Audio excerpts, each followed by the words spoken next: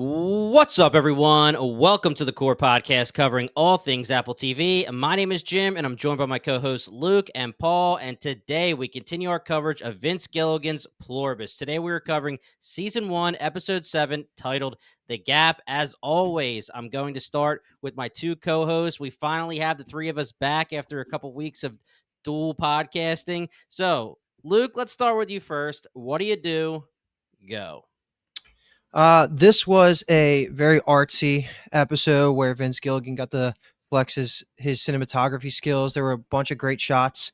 Obviously, there wasn't a lot of dialogue or like plot progression, which I think is partially the reason we're getting 9 episodes this season. This is kind of almost a passion episode, I would say, that's really important for two of our what I assume to be main characters of the rest of the series are going to be. Where I'm taking this from our Discord, just because of how not easy as an American it is to pronounce this guy's name, Manusos.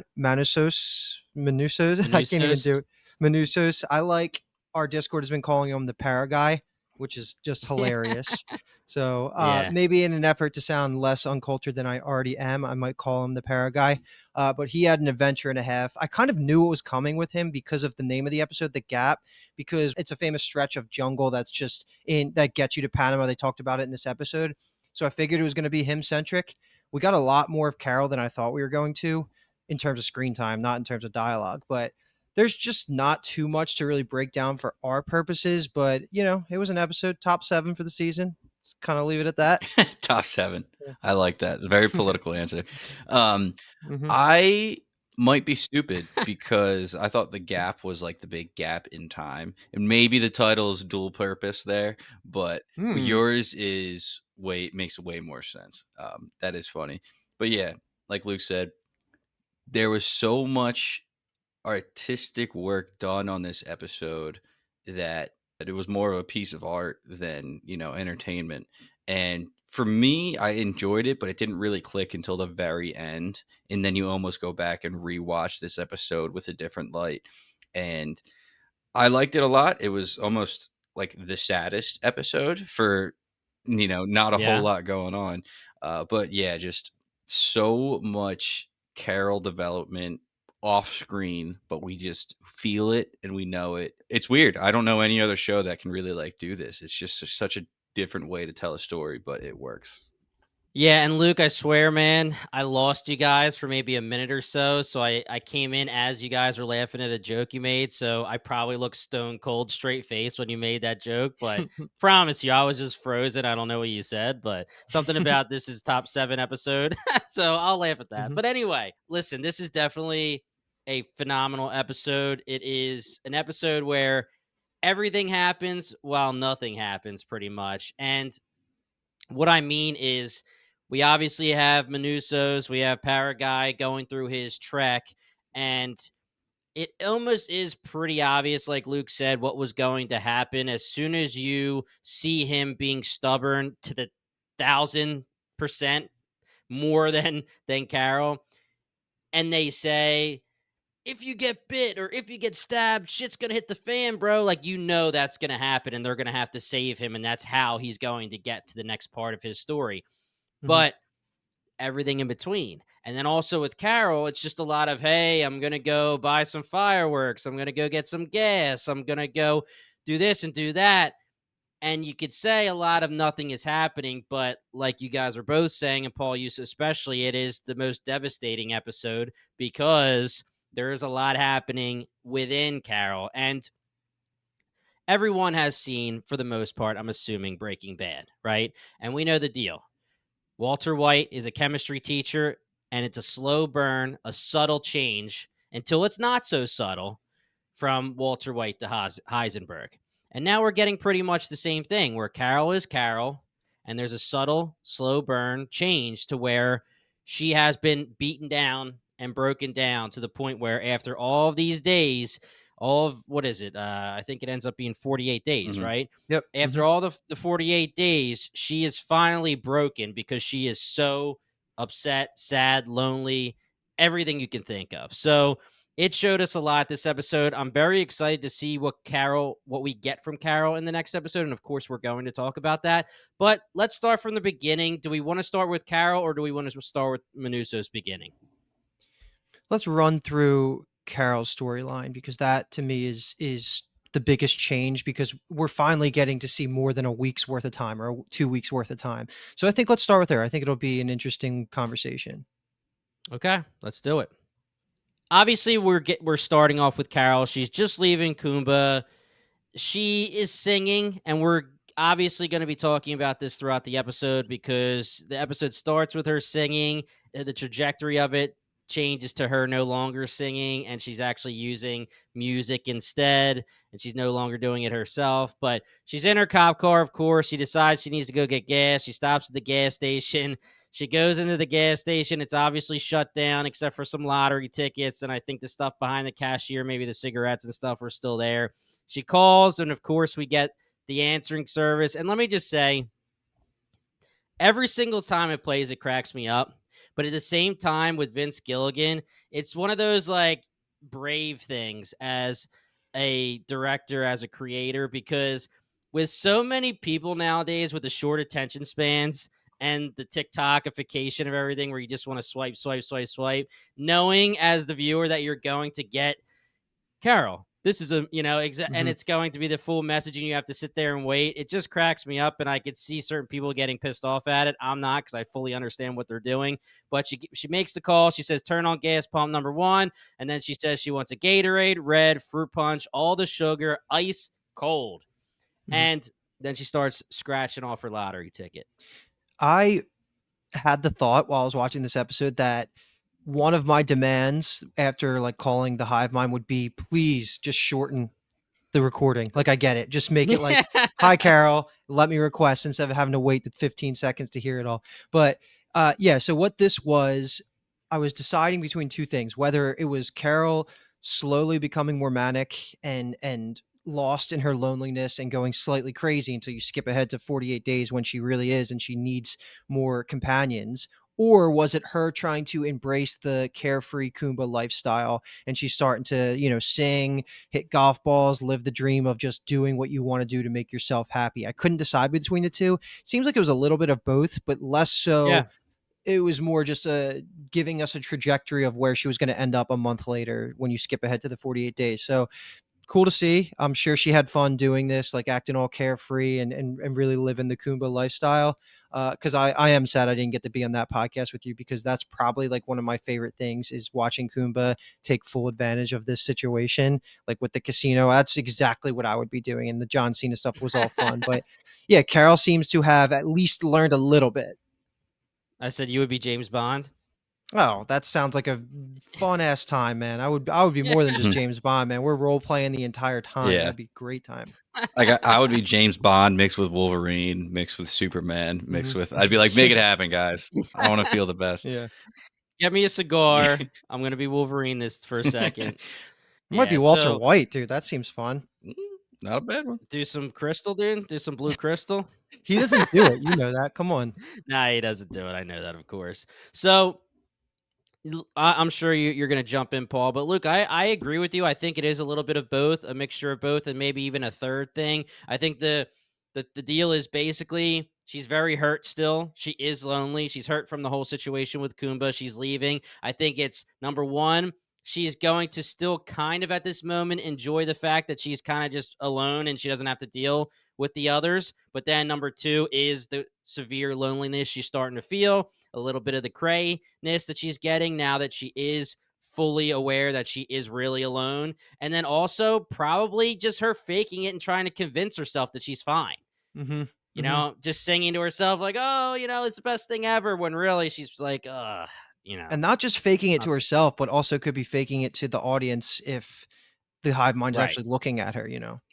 Yeah, totally agree with everything you guys are saying. And also, it just is a perfect, almost like landmark or like feeler to like see how Carol really views the others, and it's just such a good juxtaposition until the end of it because they show us right off the bat, right at the beginning, she hates these people. She takes full advantage of him. She's rude to him. She doesn't care. She's like, I didn't say tepid. I didn't say lukewarm or even cold. I said ice cold. Like she is just full Do better. like snooty, like hoity-toity, rude to them, and it's just such a perfect setting to show us exactly how distraught she must feel to come to the end of it, whatever it was, 36 days later, and how much she goes through without actually showing us.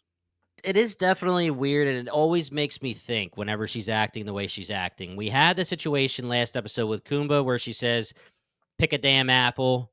And he was like, whoa, whoa. Like he, as a person who's not a part of the hive mind as an individual, is basically saying, like, oh, you're being a little touchy there. This is why we don't talk to you, Carol.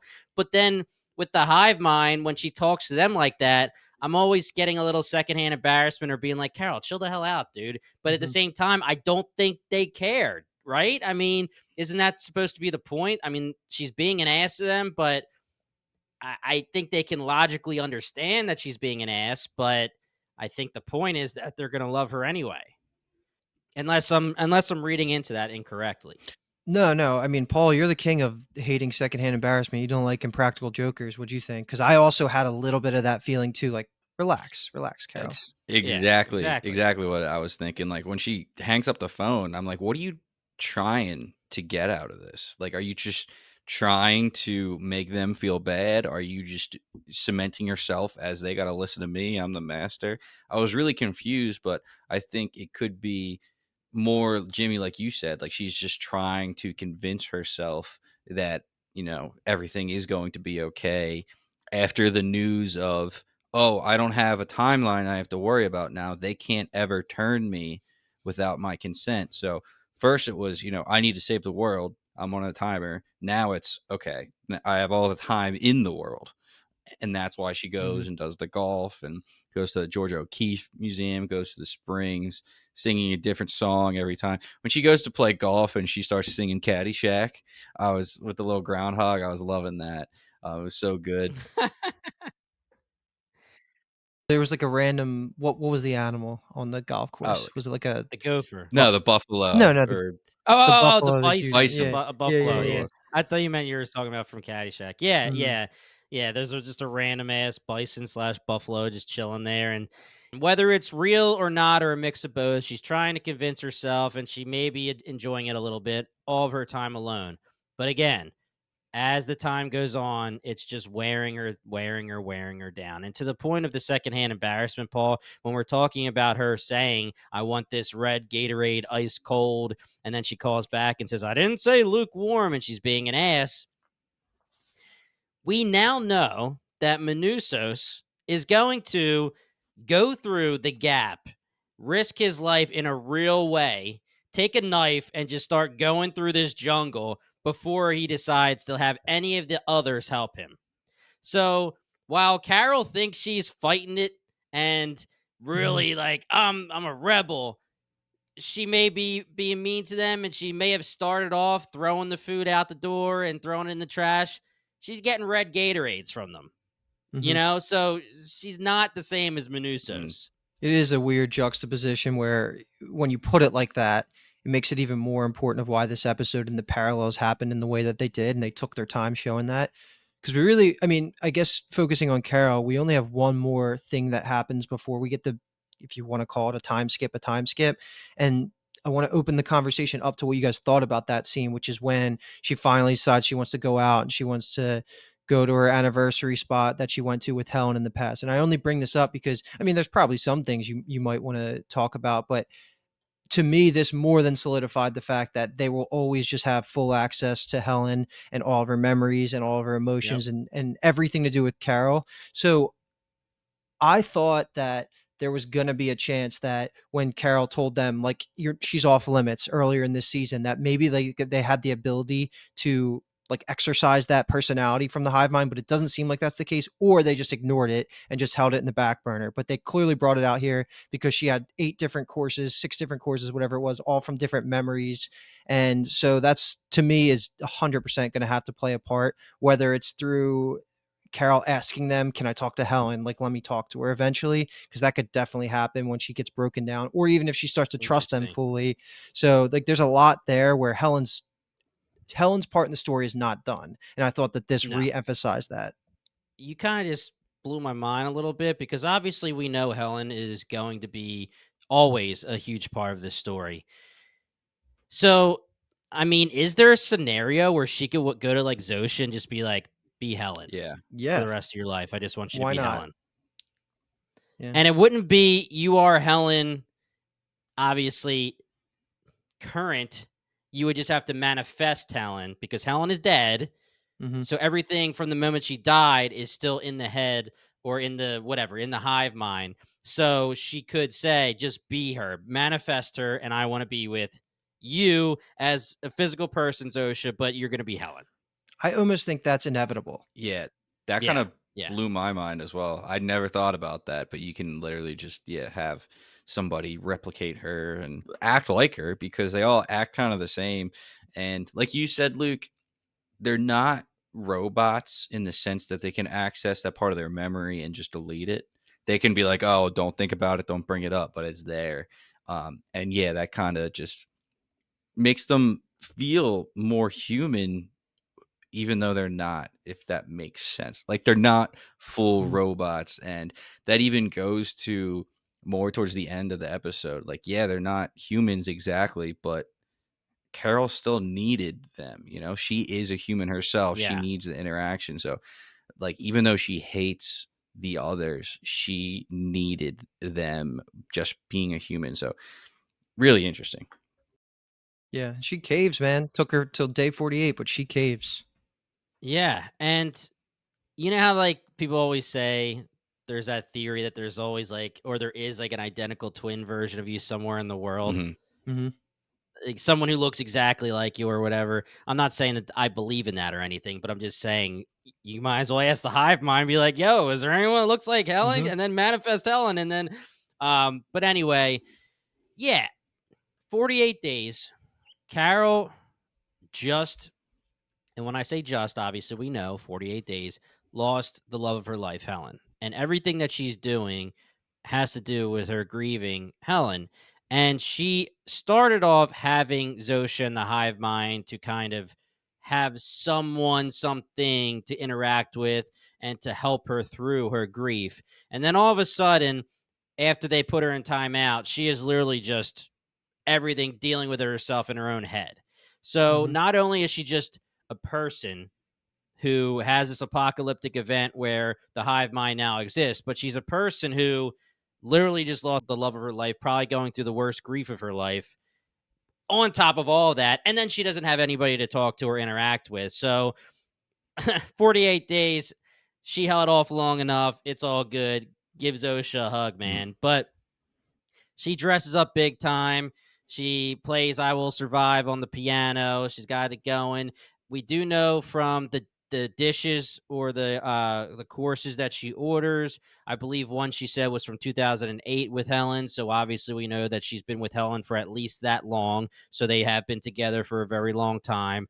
And then she goes and we didn't talk about this, but when she was in the gas station she grabs all the fireworks, but she goes and gets the nice ass car. She switches from the cop car. She puts the guns or the one shotgun in there with all the rest of her stuff, her golf clubs.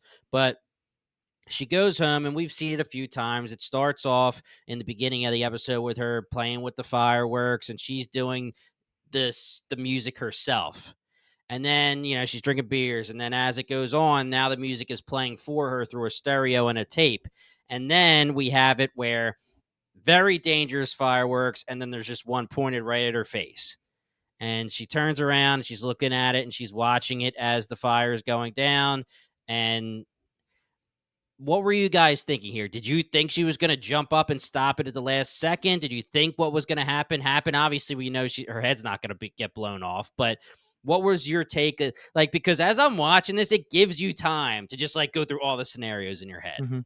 This is just like the entire episode almost summed up from Carol's perspective of what Vince Gilligan was going for. He's showing she's on the verge, as far 10 toes off the ledge, whatever, and she's ready to jump. And I think she has that moment where she decides, okay, instead of just giving up, let's give the hive mind a chance. And that's when the next day she goes and buys the paint and puts the message out there, which causes Zosha to show up. So I think it was just his way of saying she hit the absolute extreme of what she was going to do, and she hit a breaking point. Either she was going to go through it and we were actually going to see her off herself, which that can't happen, or she was going to have to Right. make a drastic change in her life and a mindset change, which is what we do see happen. And there's actually a fun theory I'm going to bring up from our Discord at the end of this, after we're done going through Paraguay scenes, and it's going to connect back to this, but I'll leave that as a teaser for later. I kind of view this as she's just going to let fate decide. She has two options: either die right here, which she's okay with because she doesn't move, Mm-hmm. or if this misses, maybe I should give them a chance, like you're saying. Full on Spartacus. If anybody watched Spartacus season 1, like he's just standing in the arena with his arms wide open, and the spear just grazes him. And he's like, "All right, that's my path. That's what I'm doing." What about Zoro throwing the sword up in One Piece in the arm? Yeah, that works too. Because if it cuts my arm off, it cuts it off. If not, I'm going to use this weapon. That's the same No, situation. totally works. And yeah, she the Mhm. next morning, she, like you said, she goes, gets the paint and writes the message. So I have a question for you guys. I think I have my own answer, but I'm curious to see what you guys say. Why does Carol write the message in the cul-de-sac instead of just calling the phone and leaving a message? I think she's too stubborn. I think it's a hesitation to admit that she's wrong or to admit that she's willing to give in. And she knows they're watching. She said don't watch, and obviously we'll get into it with Manusos because we talked about this with, I mean, maybe 4 episodes ago. He never explicitly said, "Hey, don't have any surveillance above my head." So they did. They were watching him and they said, "If you need us, wave your hand." So I figure she just assumed that they were going to be taking care of her and watching her up top, and she just didn't want to call them and admit it herself. So let me ask you a question, and then Luke, you jump in too. What did you think she was doing with the paint? I had no idea. I thought she was literally being artistic and being inspired by the Georgia O'Keeffe painting, going out and creating her own design on the cul-de-sac and the blacktop, which I had no idea what she was doing. But obviously, once you went back inside and there was a little bit of a reveal, I was like, okay, so it's supposed to be hidden. You're supposed to just not really be sure, and then it all hits you right at the very end. So My answer makes me sound stupid, but I thought that it was connected to her accidentally burning down the neighbor's house when it caught on fire. I thought she was literally going to like repair it mm, just to keep the self-sufficient mindset alive, but what we got was a better reveal, and it actually led to probably the best emotional acting almost of the season by Rhea Seehorn. Like, she was incredible in Oh this scene yeah, when she goes and sees Zosha. I mean, I was hyped to see Zosha. We've been saying it since, I don't know, at this point, episode 5. There was whenever that grenade episode happened, I always have thought Zosha was safe until something bigger happens. There was no way like she was going to die from the grenade. There was no way right. she was going to die from the seizures that Carol caused her with the drug. So it was only a matter of time before she re-showed up, and this felt like a satisfying reunion between them because it's going to lead to such a different plot path forward in the next couple of oh yeah, episodes. I think Carol's going to actually be nice now towards Zosha and the others. She's going to change her attitude because she realizes she does need that interaction. And yeah, when Zosha showed up, I like I yelled out loud. I cheered. I was like, "Let's go!" I was like, "All right, we're back finally." And I don't know why I did. I guess I just love the two of them together, the back and forth they have. But initially, I was kind of taking this whole comeback on with the paint, like you said, Jimmy. She doesn't have the strength to admit that she was wrong. She can't Right. utter the words. She would rather do the Yep. laborious task of painting this big message out on the blacktop than admitting that she needs these other people. And also, Paul, to your point, admitting that she needs them, but she didn't write "I'm No, sorry" or anything like that. that's a good point. She said, "Come back." Hmm. No, please either. Yeah. Yeah, where's her damn manners? She just likes to None. command. Hmm. So, I have a few things I wanna talk to you guys about before we move on to Manusos. So, number 1 here is I am almost like 1,000% here on my answer, but I want to talk to you guys. I want to talk it through and just see if there's anything to it. So, a lot of people were talking about the fact that last episode, when Kumba talks to Carol, he says that I forget exactly, basically saying like they miss you, they want you to talk to them again, they just need you to repent, right? They need you to say sorry and say that you've changed and you're ready to talk and have a conversation again. But what he does say also is he says they, as in how they always say we, but then he singled out Zosha specifically, right? He says Zosha misses you. So a lot of people were wondering if that meant something because you don't really say individuals, right? So there was the theory out there that whatever happened to Zosha somehow kind of knocked her out of the hive mind and she actually was Zosha now, right? She's actually whoever she is as a person and she's an individual. And my take here is that Zosha, who showed up, is fully the hive mind and he had to just say Zosha because you're going to single her out by her name just because you're trying to tell Carol Zosha misses you. But I just wanted to make sure that there's no confusion there and you guys agree 100% on that. I think so. I mean, it would be really cool if the way that you became your individual self again was to temporarily die, like your heart stops. Like that would have been a fun reveal. But I think too much time would have passed in between the 12 days and the 48 days that if Zosha broke from being in the hive mind would know. So I Right. don't think there's like any nuance there yet, but there could be. And if you told me that there was in the next couple scenes when they start talking, like I've been acting a little bit weird ever since that incident 3 weeks ago, 4 weeks ago, I would buy it all. Like the seeds were planted, but it's also could just be as simple as she's just hive mind Zosha back at it. Yeah. Yeah, I'm Yeah. on the same side there. I don't think Zosha is individualistic. I think though, now that you bring it up, I do think that it is more Kumba being manipulative. We're seeing him not only command the others, but now we're even seeing him try to appeal to the emotional side of Carol by saying Zosha misses you. Like he's trying to Yeah. manipulate everybody around. Because that whole episode is like, yeah, Kumba's kind of a better guy than you thought because he cares a little bit more. Yeah. But now I wonder if it's like he's faking this facade to be more of a manipulator or for everybody around him. Mhm. And you can manipulate Carol and have good intentions. For example, he was saying, Carol, we are trying to save the world.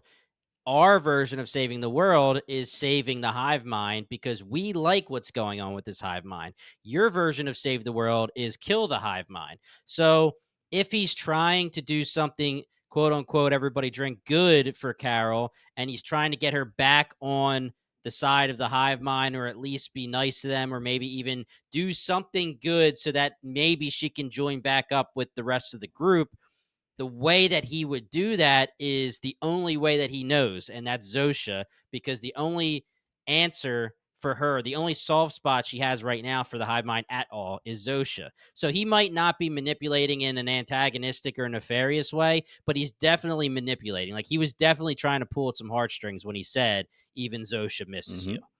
Mhm. Mhm. Lastly, before we move on to Manusos, this is where it's just so tough to ask this question because again, we think we know the hive mind and apparently they are who they are and they're very content.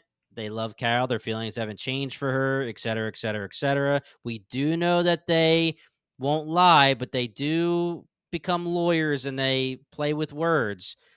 Let me ask you this question. This is going to be a deep cut, but I saw it on Reddit and I just needed to say it. So somebody posted a meme of Zosha and Carol hugging, and then it's Goku with his like straight face, and then he does like the little smirk at the end, like right before. And Goku from Dragon Ball Z, for anyone who's listening, I hope you would know that. But the point I'm trying to make here is, were they doing this, the hive mind, to manipulate her into coming onto their side and joining them? And not joining them as in like changing into one of the hive members, but I'm just saying, was this a big manipulation and they're inside like ha ha like laughing because they have now Carol, who is broken, basically. They broke her down, and she is now down with the hive mind. Going off of what you said last episode, the hive mind are acting like a mother with their child, putting their child in timeout. I think that was totally their goal, and it totally worked out Yeah. exactly like they wanted to. Carol was in timeout for so long that she realizes that she needed everybody else, and she couldn't be by herself any longer. So the punishment totally worked. You don't spank, because if you spank and actually like hit them, then they're gonna, develop all these other things. They're not gonna like you. But putting them in timeout, letting them think on their own, realize on their own, I think they manipulated the hell out of her, and it worked perfectly. Putting them in timeout, but not giving them ice cold Gatorade, Yeah. lukewarm. Now that's And she's hungover. that's another question. She had a tough night after finding out that none of the group likes Mm, her. So she was drinking it up. She was hungover. She needed a nice cold Gatorade, fruit mm. punch, and they gave her lukewarm, man. But last question, I think I said last question last time, but last question here, I think it is important to ask. Is Carol broken in a way where she is actually down with the hive mind and, lack of a better term, actually broke her, where she isn't going to try to fight them anymore? Or is this a scenario where she's going to enjoy the company of the hive mind, realize she just needs human interaction, no matter what it is, whether it's the hive mind or individuals, but deep down, she's still going to try and reach her goals? Option number 2, my lord. You know that? You know that? Yeah. I Shrek. don't think she's supposed to be broken in that way, but I mean, phenomenal acting. She was down Mm. bad when Zosha showed back up. I think it's going to be more of a hybrid take where she is going to be willing to try things that she wasn't in the past, but I don't think she's blindly going to hand the keys over to the hive mind and say, do what you want. I'm now going to listen to what's best for you guys. And I think it's going to be super extreme, at least in this next episode, where we're going to see her at the most subservient she's been all season. But I think that's on purpose because it's just her trying it. And then it's going to slowly have her revert back as I think Paraguay gets there and changes her back to her roots of trying to save the world the right way. That's where my head's at right now. Okay.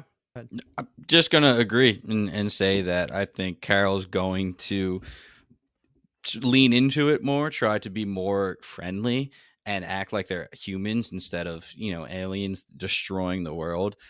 How far will it go? Will it last? I don't know. But I just wanted to say that the last scene of Carol slowly walking up to Zosha, which she's holding herself back. Carol's trying to hold herself back from running just right away to her, but she gives in, flops into her, starts sobbing. She can't stop squeezing her. It was so beautiful and so sad, and just such a good way without words to show I've been so lonely for so long that I'm willing to go back to these aliens just to have some peace of mind. It was so well done. Yeah. Mhm. Agreed. All right, let me just sprint through the high level points of Paraguy's journey, and we could just talk about it all because I don't feel it's necessary to break everything up, but we can talk about the details as we go. So, Manusus, aka Paraguay, he is going to take the journey, the trek that we've been talking about, and go find Carol Sturka. That's his whole goal. He doesn't trust these guys as far as he can throw them, even less than Carol did all the way back at the beginning. Like you've seen, he's willing to eat cat food and whatever he has to do to not take the help. So we see his journey through the Darien Gap, or the Gap, the name of the episode, and his interactions with all the people on his way to it is just comedy at times, so we can call out any of that. Mhm. But as soon as rubber hits the road and he gets to this gap where he can't take his car anymore that he's been with since the beginning, the hive mind shows up and actually pleads to him, do not do this. There is a 100-kilometer trek that he has to make with no marked path. It's going to be over 100 degrees Fahrenheit. There's snakes, there's spiders, there's tree spikes, there's no water. It's going to be a very humid week too. Like the weather is not helping him out. All of these reasons, they want to look after him and make sure that he doesn't go through this trek. And then we get to see shots of him doing it, of course, because he is the definition of a badass and will not take any help for his own purposes. And then another important factor is that which is actually pretty key to the story because it connects back to earlier in the season. He's learning English so he can have conversations Yeah. with Carol without the need to have the translators, which was Carol's idea all the way back in episode 3/4. So we get to see this whole journey all the way until I would like to think he was close to finishing that trip, but then he, of course, has the one misstep that causes him to need some actual medical care. And we see that what Jimmy said earlier, they never lost track of him. They were monitoring him, and they send in the helicopter to save him. And I'm sure he's going to wake up in a hospital, similar to what Zosha did earlier in the season. But that's his whole trek. There's almost zero dialogue the entire way, besides those couple conversations, but it was just interesting, and I really enjoyed a lot of the shots that we got. Didn't expect this type of show to show us the scenery that we were going to get from him traveling through to Panama, and it was cool him driving through the coast. Just a lot of good scenery for him, but also just reinforced that he is just a badass. Mhm. This is like a cinematographer's dream. I feel like they were like, all right, whatever shots you want, we're going to tell the story, like almost no dialogue for 10 minutes, go have fun. Which it was beautiful, exactly like you're saying, watching everything of him trekking through. Manusos was interesting because I almost got frustrated with him that he wouldn't even take the food of the help or any help at all. They're like, hey, we'll get you there by nightfall. And he just doesn't even respond. But over this episode, I've come to like respect him so much. Mm-hmm. He is siphoning gas from cars and still leaving dollar bills because he does not take. He Yeah. believes everybody has their own possessions and you cannot steal. That is not a very good human thing to do, is to take like property of others. So I think it hits so much harder seeing all that, and then they bring to the others pleading for him not to go, and he hits us with some of the hardest lines I think we got all show, which was, nothing on this planet is yours. Nothing. You cannot give me anything because all that you have is stolen. You don't belong here. We finally get Manusos's full mindset. We know he hated them, but we didn't really know why. He doesn't view them as anything. He says, you don't belong here. Get out. And he Right. hates that they just took over everything, which is what he hates about him the most, obviously. And he wants them to leave. And I loved him practicing his line. It was almost his line that he was going to first impression himself with Carol, but it was almost his mantra too, to get him through this Yeah. big trek. And anybody seen The Princess Bride, totally reminded me of, my name is Inigo Montoya, you killed my father, prepare to die, just Mm-hmm. over and over and over again. That is what got him through this journey. So there was so little said, but I think so much was told in the story through all of this. And I respect Manuso so much more after the self-control and self-discipline to cauterize your back with a machete, when every being of me would be like, pull it away from your skin, don't let it touch you anymore. And he just does it all. I mean, me makes Carol look like Carol loves the others just by the way that he Mm-hmm. acts towards them. Carol is stubbornness, and yes, her opinion of the others. She believes that they don't belong here either. She believes that this needs to be fixed, and she believes that they're ruining individuality, and they took everything from the world. She believes that, but Manuso's, it's just like to another level where it's a principle where he's like, it is literally the principle. I am not going to take anything from you. You're going to tell me that you know that I love my car and you're going to bring my car with me to Carol. I'm going to light this mother trucker on fire and then tell you that badass line. Freaking amazing. And then he says, my name is Manus Oviedo. I am not one of them. I wish to save the world, over and over and over. It's like Arya Stark naming everybody she's going to kill before she goes to bed. Like you said, Paul, it's his mantra to get him through the tough times. And my worry here is that he's going to wake up in a hospital, like you said, Luke, and then maybe they did bring him to Carol. Like maybe they helped him, maybe they saved him, brought him back to life, and then shipped him while he's still recovering and out of it. And he's going to wake up near Carol. And next episode, they will get their big interaction, their big meetup for the first time. And Manusis is going to be like, I thought I was coming to meet my homie, and Mm-hmm. you're a disgrace. You're friends with these people. I feel like he's going, like you said, Luke, I think she is going to be acting one way, and then Manusis is going to be the one that brings her back to reality. So that's a perfect segue into what I have been doing for the recent podcast episodes. I usually save this for the very end, and we're getting towards the end of this podcast, but I think it would serve us to bring this up now of the description for episode 8, and then I'll link that to exactly what you just said, because episodes 8 is called Charm Offensive, and the description is Carol takes a different tack with the others and discovers more than she anticipated. And then second sentence, Manusis awakens in an unfamiliar surrounding. So I think almost exactly what you just described is kind of what's going to happen. I hope that he just wakes up in America and doesn't have to deal and just is pissed, but is already on the other Right. side of the journey. So what are you going to do? Run back and then come back Right. just to prove you did it without their help? So we can throw Yeah. that one out. But also towards the end of these podcasts, we've been doing Discord theories. And then this is going to directly connect to that. And I'll pass it to you guys. Very similar. It's almost summing up exactly what you just said, Jimmy, but this is from the TCS. And on our Discord, they said, with Carol now accepting of the hive mind at the end of this episode, will Paraguay show up and actually not trust her or even consider her an enemy now that he sees how she interacts with the hive mind? And I think that's what we've been saying. Now that it's almost like it's bad timing that it took him so long to get here, because if he caught her before she gave in within those 48 to 12-day range, I'm sure the whole story is going to be different. But now she's going to either, what I'm envisioning happen is like she's going to see him, he's not going to approve, and he's going to reject her, almost like he did in the phone call on the plane. And she's going to have to win him back, knowing that there is somebody that's on her true inner side that is against the hive mind. I feel like that writes itself, and that seems like such a satisfying way to unite these characters. But I will say, based on that description, that I don't think that will happen until the finale. Doesn't seem like that's going to happen next episode. Well, I'm glad you gave that description, because one of my questions was, is there any chance Manusos, while he was unconscious, was turned? Because how much of a crazy finale would that be if Carol finally gets reunited or united with Paraguay, and he's turned in one of them? I thought because he's unconscious, they don't need permission to go get, the stem cells in his hip, whatever. All that's out the window now, thank God, because of the new episode description.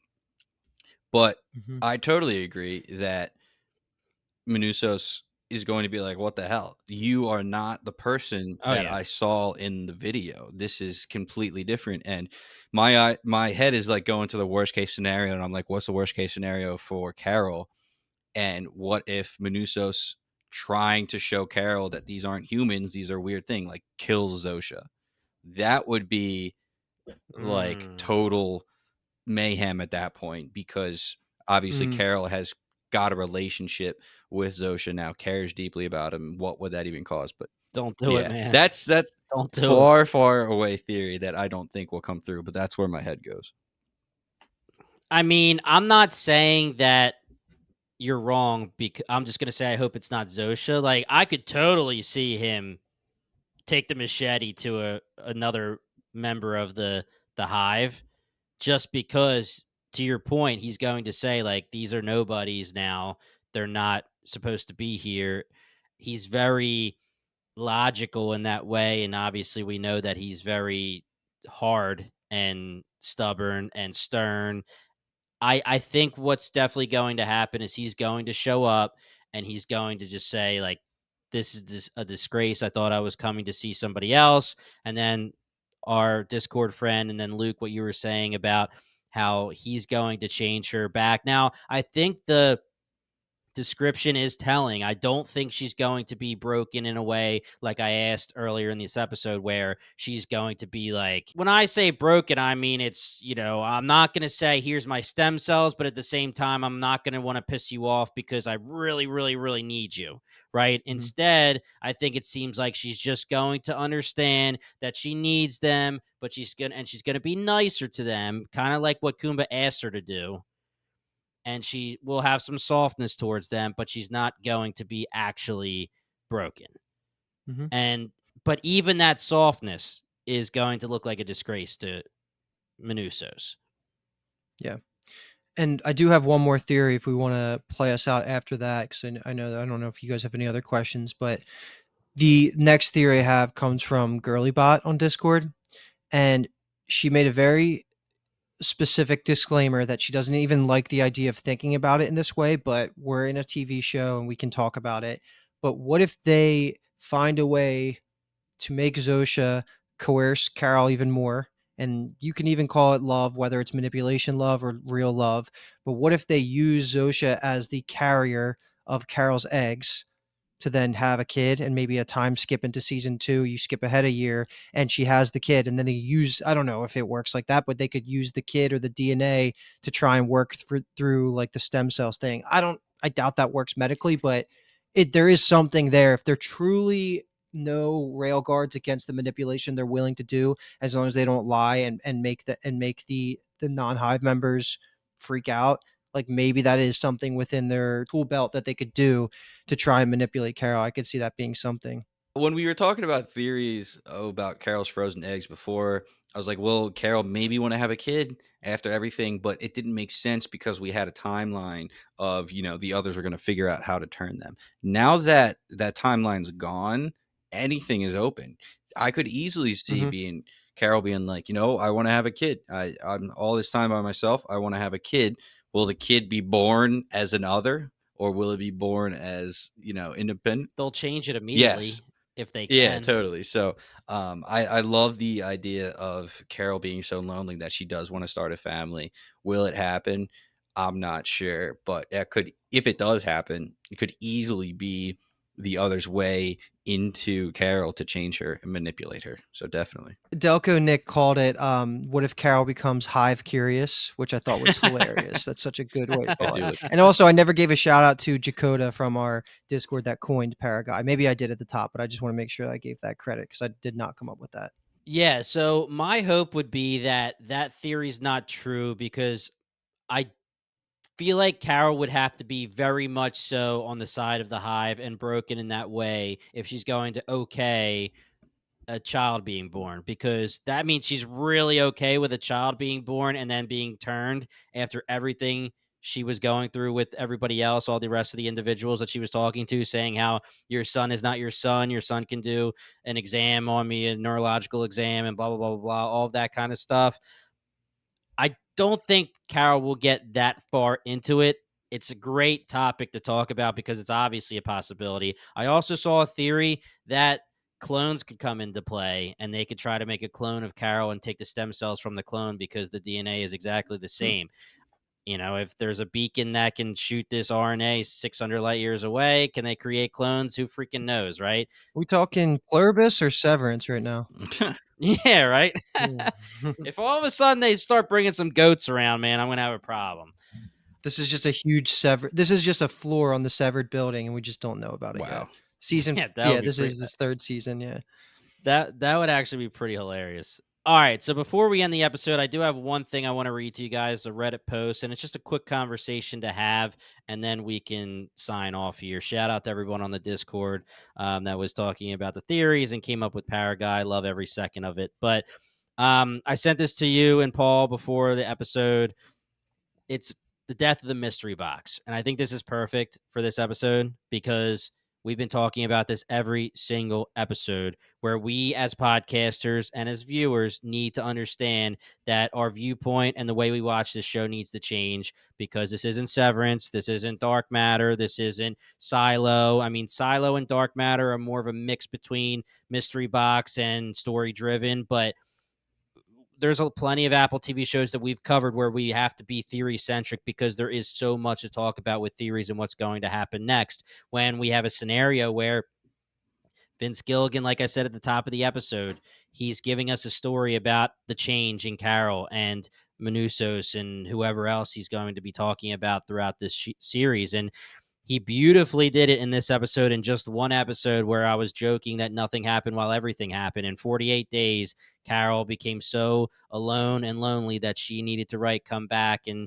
she broke down into Zosha's arms. And that's the story he's telling. He's not telling you a story where we wish we can theorize when the aliens are coming and stuff. But he may be mixing that in. I'm sure we'll get some stuff, but it's just all right. Let me just read it. So You can find a TED Talk out there of J.J. Abrams explaining the idea of the mystery box. Basically, it's a storytelling technique that denies you understanding of what is happening in a story and why it's happening. The hope is that you keep coming back to get drip-fed little pieces of information that will hopefully make the actions of the characters in the story make sense eventually. It's a technique that isn't exclusive to J.J. Abrams projects, but he was the guy who gave it the name and tied himself to it. Examples include Lost, Westworld, Severance, The Leftovers, Watchmen. I'm going to name From as a big one as well.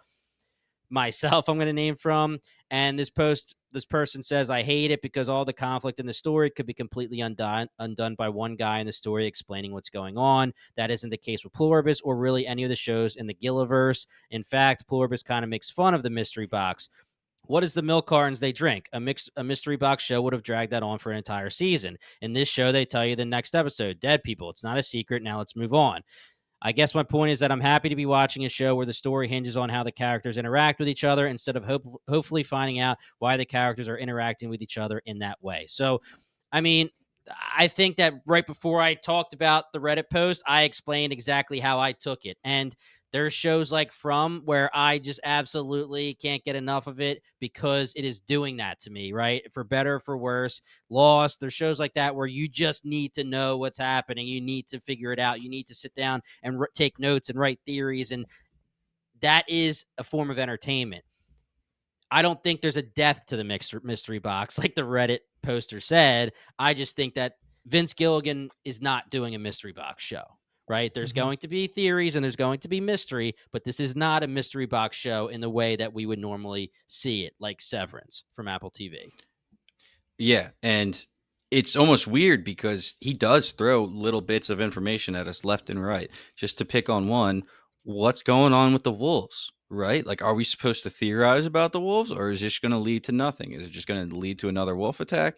Is it going to lead to Carol being master of the wolves? I doubt it. But like, it's just a weird scene to throw in, but it feels like it's going to lead to nothing now that we know. You know, the milk carton was a perfect example. Such story moving devices that really are just a slap in the face. Not a slap in the face to the viewer, but like it's not a big deal. Like Kumba just shuts it down immediately. Like, why are you freaking out? So it's such a fun way to watch TV because I'm so used to theorizing it and I'm just wrong at every turn. But it is interesting because it feels like we're waiting for that information that will change the story, but we might have already got it and just not know yet. That's what Vince Gilligan said. Oh, okay. I love it. He said Davis Taffler told us everything we need to know. And like, I'll be that guy and just say that I understand, like, there's different audiences for different types of shows, but I'm taking the mystery box 99 out of 100 times. Like, that's just you, I like, if you're agree. listening to us talk, like, we're podcasting, like, we do this because we like talking about TV shows. There's nothing wrong with Pluribus taking a different lane and being the best, one of the best shows ever in what it's trying to do. I'm not saying it is the best show ever, but I'm just saying that if you're going to completely lean into not doing the reveals in that way, fantastic. Like, we just have to reevaluate how we're reviewing the show almost. But I Yep. do want to point out something that kind of shocked me. I was a little surprised at how positive of a reaction at least Reddit had for this episode. The IMDb scores aren't out yet. We're recording this pretty quickly, and that's fine. Like, I'm happy that a lot of people really love this episode. I think I'm probably the lowest of us three on this specific episode, but it makes me think, and I kind of laugh at it, the idea that this is the Fly episode from Breaking Bad. And In season form. yeah, and to me, it's just like the Fly episode is one of the most hated episodes of television ever. But yet, this is almost the same type of episode where you're stepping away from any type of plot progression and you're going to just do your own thing. I know it's a little bit more character centric and it's a single season, unlike Breaking Bad, where they had more episodes and more time to do something like that, and it pissed people off even then. I almost find it hypocritical that people are loving this but then hate on the Fly episode when I prefer the Fly episode to this one. And that might be blasphemous, but again, like, I'm not necessarily here for the cinematography. I can appreciate the cinematography, but I'm comfortable saying that this was like my least favorite episode of the season, yet I know how important it was and how needed it was. And I know that a lot of people are going to come away and say this is probably their favorite episode. I'm not acting like my opinion's the be all end all. I just, need to reevaluate. And I think that, yeah, like I'm just so team mystery box. That's just how my brain's wired. And I will probably forever be that way. And that's fine. That's why we have these differing opinions. You guys say you really liked this episode, and that's good. I liked it a lot more after going through this podcast too. So there's that.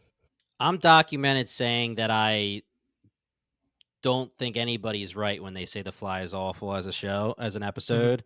And anytime someone says that, but what about the Fly episode of Breaking Bad? I say, I don't think there's a bad episode of Breaking Bad, so I don't disagree. I don't agree with what you're saying.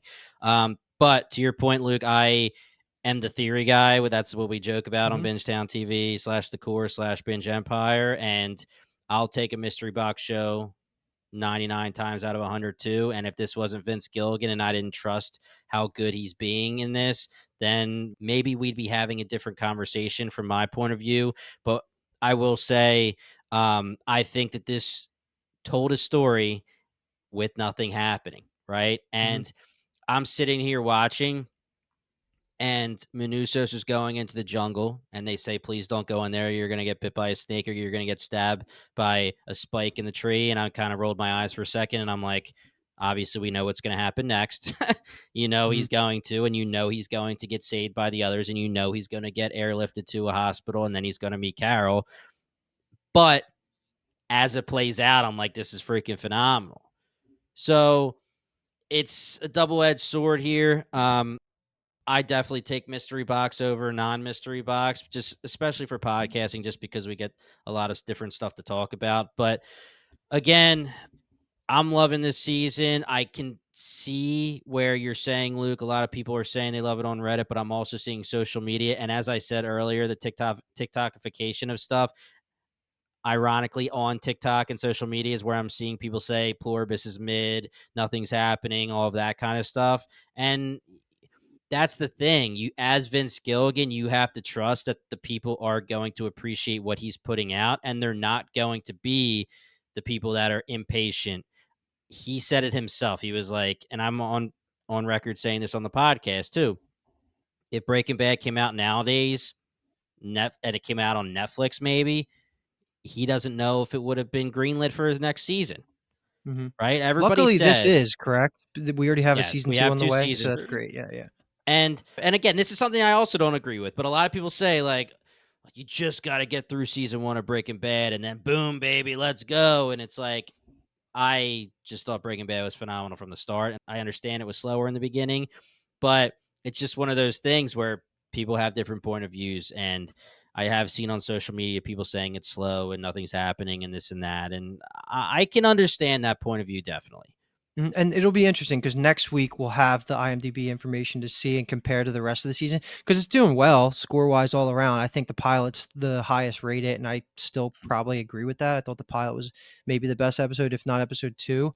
I'm curious to see if there's like a downward trend as the season goes on and people, TikTok brain lose interest and stuff. But I'll bring that number up at the beginning of next Mhm. podcast just so we can refer back to it because I'm very curious at what the public is going to rate it. Yeah. I love that we were like, oh, we're not going to have too much to talk about this episode. Now we're going well over what we thought. And we didn't even talk about everything. Like, I'm not going to dive into it, but I just think there was so much more behind the Georgia O'Keeffe Museum visit and taking that painting, Mhm. putting it in her house. Will that play into a storyline later on? Because now it's in her house. She's going to see it all the time. Probably. I know nothing about, I took art history.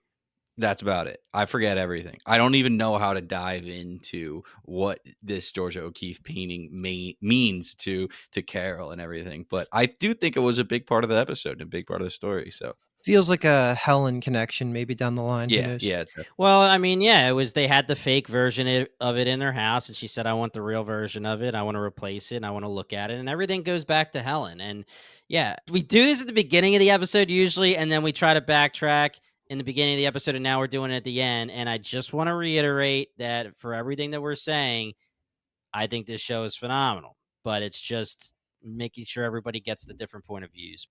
We'll give you a rating once we finish the finale, and we'll see where we land as a whole. Yeah. But it's tough. We're in the middle of this. We're living it. We're seeing live Reddit posts, TikToks all over the place. So give us a couple weeks. We'll have a finalized opinion. We only have 2 episodes left, right? Yeah, yeah. That's Two crazy, episodes man. left, This guys. flew by. It really did. It really did. And the other thing that a lot of people are saying that I fully agree with, and I said it a couple episodes ago, these episodes are starting to be more closer to like the 42-minute mark, starting off with 50, 55. Now it's going kind of down. I think next episode might be 48 minutes, but these episodes are like a blink of an eye to me. Like, I will be watching, and then the next second I look down, I'm like, shit, we're halfway through the episode. Hmm. So, again, props to them. Props to Vince Gilligan. Somebody else on Reddit was saying, every week when they're watching all of their shows of the week, this show is like feels like the quickest. It's just you turn it on, you turn it off, you're like, wow, that lasted 2 seconds. So, and not in the way of the actual runtime, the fact that it just seems like it goes really fast because you're loving it. So, all right, guys, we got 2 episodes left. We're here for Pluribus. We have a lot coming on the core podcast. We're going to have a news episode next week where I talk about Down Cemetery Road and The Last Frontier. We're also going to be having an F1 talk. We also have a big 2026. We're starting off with Hijack, and then we're going to have Shrinking all in January. So the core podcast is going to be full of coverage. We're going to be giving each one of those shows full coverage. We have a little bit. Actually, I guess this Florbus ends before 2026, right? So then we're going to be moving right into 2026 with Hijack and Shrinking. And then hopefully we have some Silo coming very soon. There's going to be a lot going on the core podcast, guys. So stick with us. And all of this Discord talk, if you want to join the Discord, we have the link in the description. Also, you can just go to bingetowntv.com/Discord. Once again, guys, we are the core podcast covering all things Apple TV. And thank you so much for listening.